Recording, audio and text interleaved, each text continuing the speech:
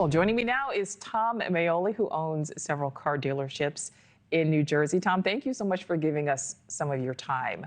All right, Thanks for having me on. these new tariffs have now gone into effect. You own 6 dealerships. How are these new tariffs directly going to impact your business? It's going to impact it big. Listen, the consumer's already trying to recover from pre-COVID inflation. The Fed's been keeping interest rates high to keep inflation down. And the consumers, payments have gone from, $800 a month to $1,200 a month. And, consumers are, instead of buying new cars, they're repairing their cars. But the cost of repairs are going to go up. All parts come from all China, Japan, Mexico, Canada. And it's just going to cost the consumer more money. So we're going to drive inflation up.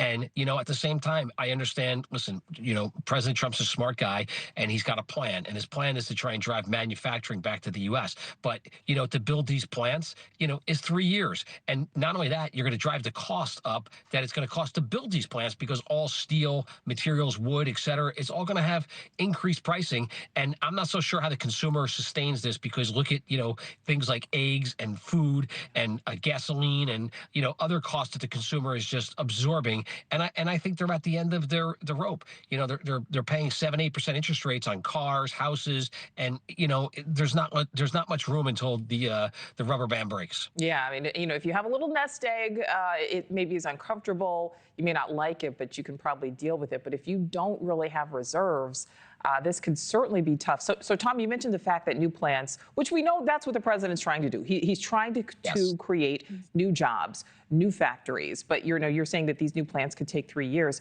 How soon do you think customers, when it comes to looking for a vehicle, will feel this pinch?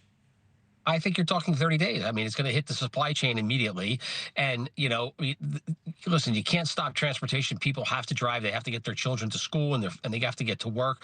But, it's going to be devastating for the consumer because, again, they have been stretched from COVID and they have not been able to recover. The Fed's been trying to push down inflation.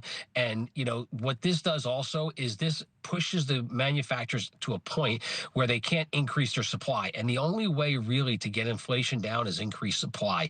You can bring interest rates up to 20%, but there's going to be a baseline demand that exists. And, I think the Fed's done everything they could possibly do to bring that demand down, but there is no supply. So if we're going to increase the cost on parts, the manufacturers have no choice but to increase their price to the consumer. They're going to pull back on manufacturing, and it's going to decrease the supply. So I think it's a double whammy, and I think we need to be very careful about what's going on here. And I think the president's smart. He's very good at creating these situations to get people to the table. But I think ultimately he'll work a deal out.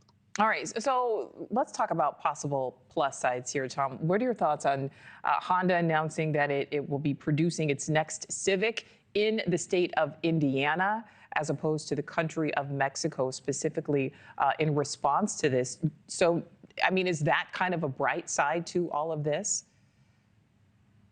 Yeah. Yeah, listen, it's a bright side. It's going to bring jobs back to the U.S. and manufacturing back to the U.S. But again, that's a 3-year cycle. And that's only one of their models. So I think what they're doing is they're putting their toe in the water. They're showing the president that we're going to work with you. But they're still keeping the rest of their manufacturing outside of the U.S. because it's not cost effective in the U.S. You can build all these plants that you want. But, our labor force is not in place.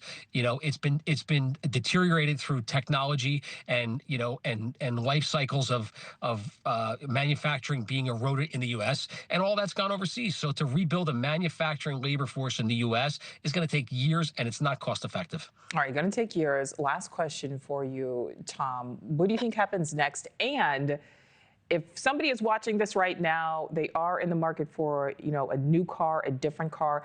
With these tariffs in effect right now, would you recommend that people go with a new vehicle, or should they be looking for something that is pre-owned?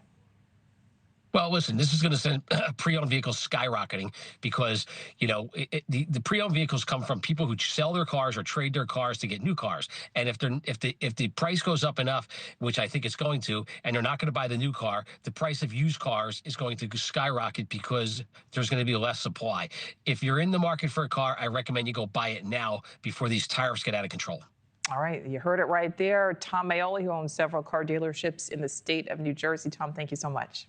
Thanks for watching. Go to joinnn.com to find NewsNation on your screen. And don't forget to click the red subscribe button below to get more of NewsNation's fact-driven, unbiased coverage.